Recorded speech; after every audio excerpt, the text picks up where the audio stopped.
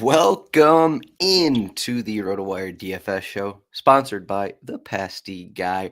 I'm talking to Wednesday's two Champions League games. I'm going to go over some DFS stuff. I'm going to wait for these lineups to come out live, go through the lineups, go through the formations, and talk a little bit about that. Maybe give some bets at the end of it. But that is what we're doing. Also of note for the regular listeners, instead of Soccer Trial, we now have a promo code. Soccer Trial no longer works. You have to use a promo code, Roto15. Use that as a promo code. You get 15% off at anything that you get over at RotoWire, whether it's a month, a year-long subscription, Roto15. So there you go. But we are waiting on lineups to come out again, rotowire.com/soccer. That is where I'm currently at. On the screen, I posted this DFS article earlier.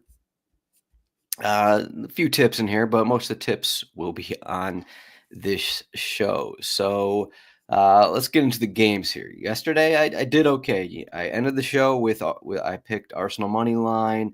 I said under on corners on both the underdogs. Those hit.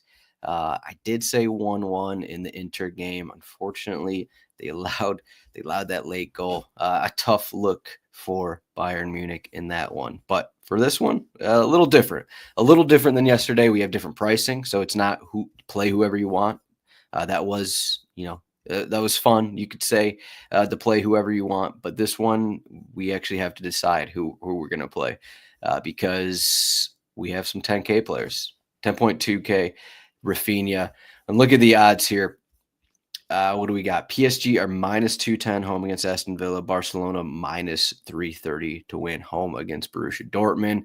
Also, the implied totals are higher. And I want to say the clean sheet percentages are higher for Barcelona and PSG than they were for yesterday's games, though I think that's the case. Just over 34% for each of them, but still kind of in that same range. And then the implied goal total for both of them, these have gone to change a little bit here, but 3.28 for this PSG match, 3.64 for the Barcelona match, which isn't surprising. Those Barcelona games have looked kind of wild this season. So let's look at these matchups. I don't think we have lineups out yet. Real Madrid came off theirs 2 hours early yesterday. Barcelona usually comes out with theirs early, but they have not released it yet. So these matchups here, I think the first one, it's kind of easy to see how it's actually going to play out. Whether betting or DFS purposes, we're going to get PSG possession, we're going to get PSG corners, we're going to get PSG shots, and Aston Villa's chances will come off the counter. That'll basically be what this matchup comes down to. I pulled up the stats for the home game against Liverpool. Not a like for like situation, but arguably Liverpool, arguably a better team than Aston Villa. And this match here, 70% possession for PSG. 1.78 expected goals, 27 shots, 10 on target, 14 corners. We remember Harvey Elliott got the 87th minute goal on Liverpool's second shot. Liverpool had just 2 shots all match, 220 completed passes in that game. I think maybe it's not going to be as extreme, but I think something similar is going to happen in this one because Aston Villa aren't going to come into Paris and be like, yeah, we're gonna go toe to toe. We're gonna have 50% possession. This is an Aston Villa team that already plays really well off the counter. They've been playing really well lately. Rashford, Asensio, Watkins, Rodgers, all these guys have been playing really well since they added those few guys in the transfer window. So I think that I like the form of Aston Villa, but they might only have like 5 shots in this game. So can you see a goal? Can you see them scoring? I can see them scoring, but are they going to pull another 1-0 result like Liverpool did? I'm not sure. I pulled up the Aston Villa Bayern Munich match from earlier in the season where, a different situation for Aston Villa. They didn't have the best first half of the season. They had some injuries that they're dealing with. But you look at the stats: home against Bayern Munich, home against Bayern Munich. They scored the winner in the 79th minute. But in that game, 30% possession, 5 shots, 1 corner. Bayern Munich, 17 shots, 11 corners, 1.55 XG. So I just think it's going to be something like that. Now they're at Paris. Welcome in, Kitty Cat. Thanks for listening. Again, Roto15. Then you can also get into our Discord, rotowire.com/chat. So yeah, that's kind of what I think is going to happen for PSG. We're going to be looking at 15 to, depending on if they get an early goal or not, get a first half goal, 15 to 25 shots. We'll probably get 5 to 15 corners. That's a big range there. We'll probably get 5 shots for Aston Villa, 30% possession. Maybe they'll get a corner or two. I'll pull up those corner numbers once we get to the end of the show. But then this Barcelona by Borussia Dortmund one is a little different. This one is a little different because I think you look at that match and you're like, Borussia Dortmund, they're not really that good, but they have played better under Niko Kovac. They have played better. He's been, I think I saw 9 matches that he's been their manager. But if you look through their game logs, okay, they have some losses in there. But if we remember, before Kovac, they were losing or drawing. They went through, I don't know, a 10 match stretch of just losing or drawing basically every match. Now they're actually winning games. 7 goals in the last 2 league games, 4-1 win at Freiburg over the weekend. They're playing better than they did previously. What does that mean? What does that mean in this spot at Barcelona against Rafinha, Lamine Yamal, Lewandowski, and everyone else on the squad? I'm not sure, though. I do think Dortmund can get a goal here out of Yami, Girassi, Bayer on the wing there. I think they have the weapons to get a goal because Barcelona's backline hasn't been elite by any means this season. Let me refresh again, see what we got. But I think, the odds suggest, okay, Barcelona domination, 3-1, 4-1 win. But I wouldn't be surprised if this was a little not similar to this PSG Aston Villa one, where I think we just know at PSG are going to have possession. They're going to dominate the ball. I don't think it's the same. I think Borussia Dortmund's going to put up a fight early. If we look at the prior time, this was back in December that Barca and Dortmund played. Again, not a like-for-like situation. This was in December, different situation in league play. This was in Dortmund as well. But so it was 2-3. Barcelona got the late goals, but there's no goals in the first 53 minutes. First goal came in the 53rd minute. We look at the XG, 2.73 for Dortmund. They had a PK, so that makes sense. 2.0 for Barcelona. So, I mean, we could just see, Dortmund put up a fight, and then Ferran Torres got a late brace, got that late goal. I just think there's going to be more of a fight from Dortmund in this one. We should be getting lineups in just a few minutes here. But in terms of DFS, so we look at DFS. I'll start with cash games here from an overall look. Rafinha and Dembele, 10.2K, 9.4K. I think you just lock those guys in. I don't think there's not really any question. There are a lot of forwards to play on the slate. So you could say, okay, maybe I want, instead of Rafinha, maybe we're expecting, okay, maybe PSG do get 10 plus corners and 20 plus shots, and we get these massive floors from Kvaratskhelia. I can do it. I can say it. I've been saying it in my head. Kvaratskhelia. I can say it. Maybe you just want Dembele and Kvaratskhelia, all the PSG corners, and put them together. You're saving a little money. You're fading Rafinha a little bit, or you can play all those guys. But this forwards deep, so this may be a slate where you're going to play 3 forwards. We'll talk about that later. But I think you're just looking at Rafinha, Dembele. If we look at the goal scoring odds here, of course, Lewandowski is the favorite, -165. Let me pull up his game log here. Had a brace against Girona. Didn't do too much against Betis. Barcelona hasn't really had thrown out their A squad in these recent games coming out of the break. Rafinha didn't start in either of those. But yeah, I mean, we just look at the Lewandowski numbers here. And I think, outside of the braces, it's more of, okay, he's scoring a goal. He's getting 15, 17, 18 points, whatever it is. This isn't like, okay, he's also getting assists. He's just scoring. He has 2 assists and 25 goals in league play this season. I mean, there's been times you see some of his numbers, he actually is, providing for teammates. He had 8 assists last season. It's not really the case this season. So that kind of lowers his floor a little bit. And obviously Bryce is in play, tournament play. But you look at the difference of, okay, we get Rafinha. Rafinha has a 12-point floor and he scores. We're at 24 points. It's not crazy to see a 20+ point game from Rafinha. I'm just dating back to December. He has all these games. He has the Benfica game where he had a brace and an assist. It's just a higher upside there with a guy like Rafinha. Same with Dembele. We've seen what he can do. He's been awesome this season. So that's not too difficult to get there. So, but I do like all these Barcelona and PSG guys. Lewandowski, Kvaratskhelia, Barcola. Man, I like Barcola on the last slate.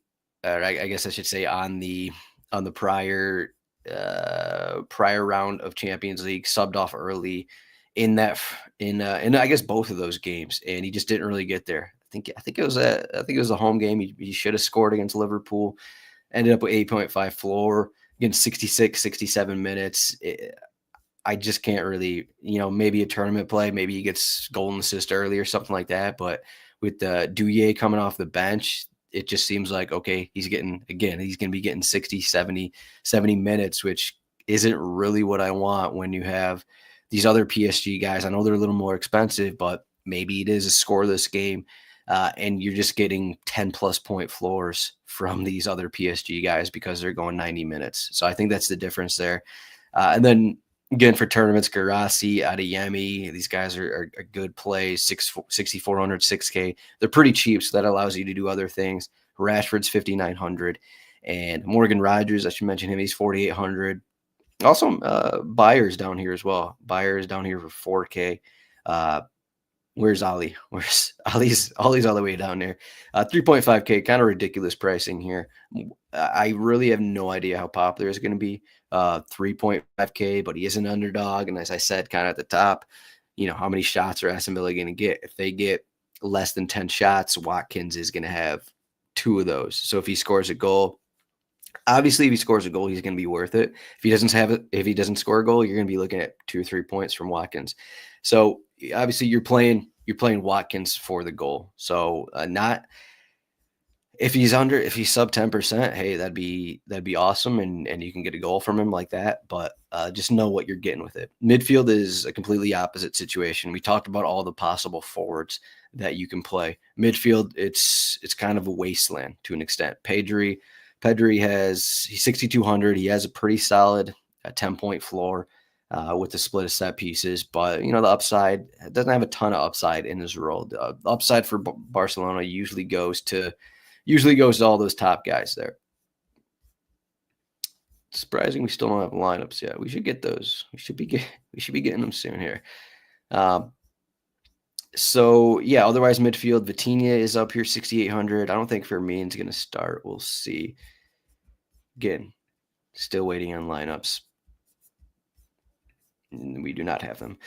So yeah, those. I mean, again, Pedri, Vitinha, João Neves is 5,500. Tielemans, how many set pieces are? I guess Tielemans is doing on set pieces if Rashford starts. Brandt.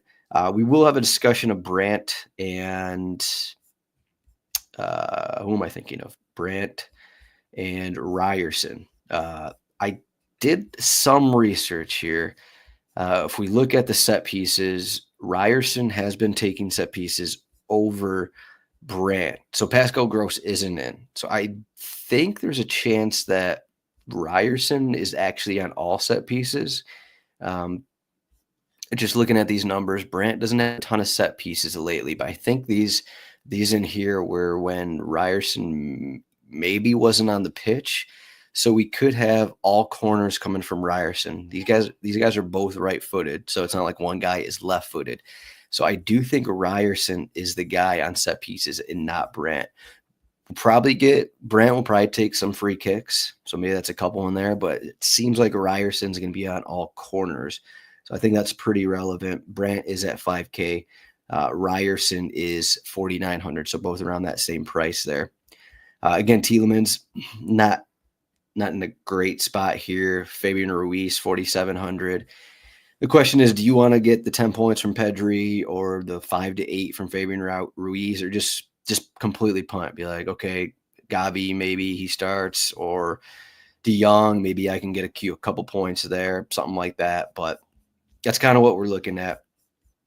Let's get the lineups. That's why people are here. Let's get to the lineups. Since I was just talking about this Barcelona match, let's see what we can do here. All right.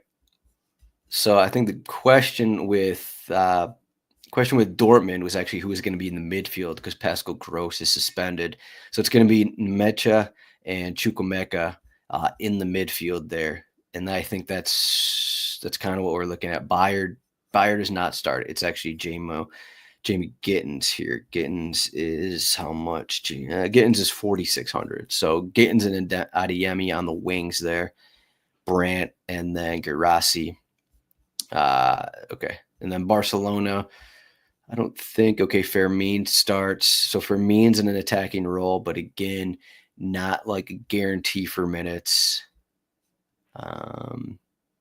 Fermin with De Jong and Pedri playing deeper. I think they just actually ran out this lineup. Let's actually click into what they actually just did. So yeah, Gavi doesn't start. It's Fermin. So if we look at what they just did against Betis, I think they maybe Gavi did start that one. Either way, let's look into Fermin. He is cheaper, but if we look at his game log, 67 minutes in his last start, pretty attacking. So you could look at this for tournaments. Obviously, he has some good numbers, but if he's getting 60 minutes, this is going to be a guy for, he's 7,600. That's too much for like 60 minutes. Maybe a tournament play if you really think he's going to go off early, but I think that'll be a little difficult. Let's look into PSG Aston Villa here. Let me pull this one up. Looks like we already got Aston Villa on the site. Again, check out the cheat sheets. I don't think we're going to have too many surprises here. We do have, everything pretty much as expected. Though we get Jacob Ramsey on the left wing, Rashford on the right, Rodgers. Okay, Watkins doesn't even start. So, unless I'm reading this wrong, what am I looking at? No, John McGinn. John McGinn is kind of playing in sort of in front of Tielemans and Kamara. And then Ramsey on the left wing, Rashford more central, Rodgers more on the right wing. They did this a couple matches ago, if you want to check that out. Watkins isn't really 100%. So here is, so we do actually have some changes for PSG, which is a little surprising. So we do have Dembele, Kvaratskhelia, but we do get Desiree Douye. So similar to what I was saying with Barcola, Douye 7,200, but Barcola is probably going to come in for him, assuming Barcola's on the bench. Yeah, he is. So he's probably another guy. 60, 70 minutes. Midfield, no surprises there. I guess the surprise is Lucas Beraldo starts here at center back. Marquinhos must not be healthy. So Marquinhos just doesn't start for PSG. That's really the change, along with Douye in there. So Douye, again, same situation as Barcola. Just a minute's concern is kind of what we're looking at. Do you want to play John McGinn? John McGinn is another one of these cheap guys. He's down here somewhere, 3K. I can't get there. He's probably going to be an early sub as well. We figure Ramsey's going to be an early sub. I think Rashford, Rodgers, most likely to go for 90s in this attack. We'll probably get Watkins coming on, Asensio coming on. So we'll probably get both those guys coming on, and then McGinn and Ramsey will be the first to sub off in case you're looking for that extreme tournament route. And then Barcola comes on for Douye. So yeah, that's kind of what we're looking at for lineups. Not a ton of changes, just a couple here and there. And then at that, I think the players that actually came into the starting 11s are guys who I just don't think are going to see more than 70 minutes. So it's not a massive change by any means for these starting 11s. So let's look through a little bit here. Let's see if we get any odds updates. Looks like the odds have stayed the same for now. But yeah, defender, we'll have a discussion. Hakimi's 7,800. I think Hakimi's too expensive. If you want to compare the two players closest in price, I believe, is Yamal and Hakimi. And I know Hakimi is awesome and he's really consistent, but 7,800 set pieces is a lot compared to Lamine Yamal, 600 more. You just think you just have more upside with Yamal, and maybe it's not the same floor, but it's pretty close. And it's clearly like Yamal is more likely to score and to assist. So I just compare those two. I guess if you can get to Kimi, do it, but I think Nuno Mendes is pretty similar in floors, and there's a $1,200 difference. Koundé, I think, is too expensive at 5,300, even though Barcelona are favored. I think Ryerson is a good play. He might be the best value play at 4,900. Again, I don't think Dortmund are going to be completely dominated like Aston Villa are. So I do like Ryerson slightly more than someone like Luka Dean. Luka Dean, 4,300. Again, how many set pieces, how many crosses is Dean actually going to get? Matty Cash, 4,600. So that's kind of what we're looking at. If you really want to spend down, I was going extreme and looking at some of the Aston Villa numbers. This Aston Villa center backs don't commit a ton of fouls, so you could look at that and hope for 3 or 4 points from the Aston Villa center backs. Be like, okay, I'm not worried about a yellow card or racking up 5 fouls committed. So you could look at it like that. Not the best route for DFS, but it is an option if you want to spend heavy at utility. And then goalkeeper, my guy is going to be Emi Martinez, 3,800. I think you look at it like Donnarumma, maybe he's going to make 2 saves max. I know I kind of said this yesterday, but I don't think this is the same situation here. So Donnarumma, 2 saves max. Maybe he gets the win clean sheet, but we're looking at 12, 14 points. Is that going to be worth it for 5,700? I don't think so. Szczesny, I think Szczesny is more likely to allow a goal than Donnarumma, despite what the odds say. I don't agree with these odds. But still, Szczesny, 5,800.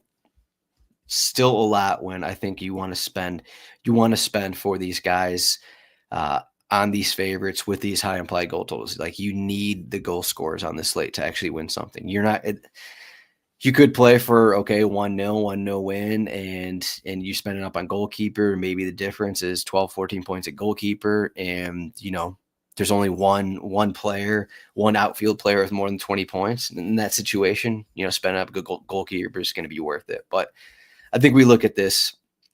Emi Martinez, 3,800. Kobel, 3,700. I think it's more likely Emi Martinez makes more saves and allows fewer goals. That's at least my read on this. We saw it happen in that Liverpool match. We've seen throughout the last couple of seasons with this Unai Emery team, they struggle the most defending the counter, but they're not going to be going against the counter that many times against PSG. So I think that's actually going to benefit them. And we've seen them. They had that 1-0 win against Bayern Munich. They've had these lower scoring clean sheet wins against Man City and Arsenal in recent seasons. I think they just have the experience of keeping elite teams like this at bay. I'm not saying it's going to happen, but I think it's more likely we could see like an 8-save Emi Martinez game, even if he allows a goal or two. I think he's most likely to get the most saves. His over-under, I haven't looked at anything. His over-under is probably 4.5 saves, something like that. So that's my kind of read on this slate. I think I pretty much went over a little bit of everything. If anyone has any questions, McGinn in. Let me read through some comments here before taking off. McGinn in as for the showdown as the last piece in. You look at that. I haven't really looked at showdown yet, but if I put something together, it will probably be Emi Martinez captain. If you want something like goals, if you're playing Dembele and Kvaratskhelia and one of the fullbacks, maybe Donnarumma for the 12 or 14 points, and you really need to spend down, I still almost think that getting to Konza or Pau Torres is maybe more beneficial. I know McGinn's more in an attacking role, but he is more likely to commit fouls in that midfield role. He's more likely to be subbed off early, and he just really hasn't. He was great.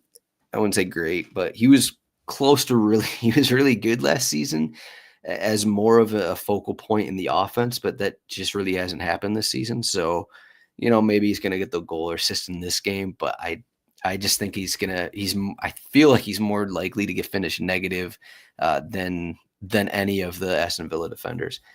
And yeah, Donnie, midfield is a bit of a mess. So I think, you could just punt a little bit, sub 5K both defenders, and then spend up at sub 5K both midfielders, and then spend down at defender, and kind of go from there. You could maybe hope for a some few free kicks from Julian Brandt at 5K and see what happens. I'm not sure I'd go there with Tielemans, but I mean, you could do that. Pedri, I still think Pedri at 6,200 is cheap enough that I still think like his 10-point floor might just be reason enough to get him in and find everything else in your lineup. But that's kind of my read on it. All right, let's see what the corner numbers are, and then I'll end with a couple score predictions here. So Aston Villa under 3.5 corners is minus 145 right now. I would take under 2.5 if you can get that number. Then Dortmund, I'm not huge on taking under Dortmund corners. That one's a little more difficult. I would be maybe I'd do something like both teams over 3.5 corners in that Barcelona game. Seems like a lot. And then let me find a better corner bet in this PSG one that I like. There's not going to be a ton because of the difference, but I think we can do race to 9 corners is plus 205. You can get PSG minus 3.5 corners, minus 125. If you can get higher than that, go for it. I think you want to just go off on this. Just go as high as possible here for PSG corners. There's not a ton of sites. I'm just looking at DraftKings right now. They don't allow you to go up to 14.5 corners. You got to go to a different site. But right now, race to 9 corners plus 205. I'd probably do something like PSG over 11, over 12, over 13, over 14 corners, something like that. I think De Jong projects well enough for that price? Let me check into De Jong. I would say no for this lineup. I looked at him earlier. We look at his minutes here: 45, 57 his last 2 starts, 79, 81. So even if he goes 80 minutes, let me look at his price first. I assume he's sub 4K, 3,600. You look through all these sub 4K midfielders, and most of them are kind of in this range. You could look at it like, okay, maybe he has some upside in him, but you're probably looking 2 to 4 points, and he's going to get subbed off early. And with Fermin in there, he is more defensive, and actually he is most defensive in this midfield behind Pedri and Fermin. So extremely defensive, not likely to go 90 minutes. If you're in this range, let me check here real quick. Sub 4K midfielders, there's not really anything. Chukwuemeka, is this the I always get them mixed up. I think he's a former Chelsea and Aston Villa player. It is Carney. Maybe is Chukwuemeka gonna be 70 minutes over the weekend? So no Pascal Gross. I think. Oh, he's okay. Nemetch's coming off an injury, so maybe he's not as likely to go 90. Maybe Chukwuemeka. Maybe I like him most in this range, 3,800. Maybe he's more likely to go closer to 90. Actually, the upside play is probably Jacob Ramsey here. I know you look at, okay, he's getting 60, 70 minutes, but all these guys are a question for minutes. But he has the upside playing on that wing, going to be on the counter. Can he do something on the counter? He is. Yeah, he's on the left side. He's on the left side. He'll be on the same side as Hakimi. Maybe Hakimi's up the pitch a bunch. Again, that we have no Marquinhos. That's right. Marquinhos was suspended. I guess I did know that. So yeah, no Marquinhos, and you could see in tournaments. Ramsey is most likely to score a goal, is what I'll say. So that's kind of what I think there. Thoughts on Guarassi? Yeah, kind of forgot Firmino was in the lineup. Yeah, Firmino, a little more attacking, but again, 60 or so minutes. I kind of like Guarassi. Definite tournament play, but he's cheap. You can fit him in, and 6,400, you're gonna get 90 minutes out of him. And again, I think that Dortmund are more likely to score in this game than Aston Villa are. So problem with Guarassi is you play him, and then Adeyemi goes on the wing and does everything and scores by himself, which has happened to me multiple times. I can't ever get these Dortmund guys right, so I don't really have a preference. Gittins, let's look at actually Gittins to see what his profile is like in terms of minutes played. He is 4,600, so that I think is intriguing. But again, Bayer is going to be on the bench coming in for him. So yeah, I mean, you look at his starts, 60, 70 minutes. So that is a worry. But I think with Adeyemi, I think you're getting 90 minutes from Adeyemi and Guarassi. I'd say Guarassi just because he is the striker. He's most likely to score. But when it's Adeyemi scoring an unassisted goal, don't come at me. But that's all I got. I am late for a company meeting. So RotoWire, Roto 15 for 15% off. But thank you for listening to this. Make sure to give a like on this video. Good luck on the slate. And exact scores. Let's go. Let's go. 2-0 PSG and 2-1 Barcelona. 2-0, 2-1. There we go. Thank you for listening. And we'll have a regular DFS and betting content rest of the week. Thank you again.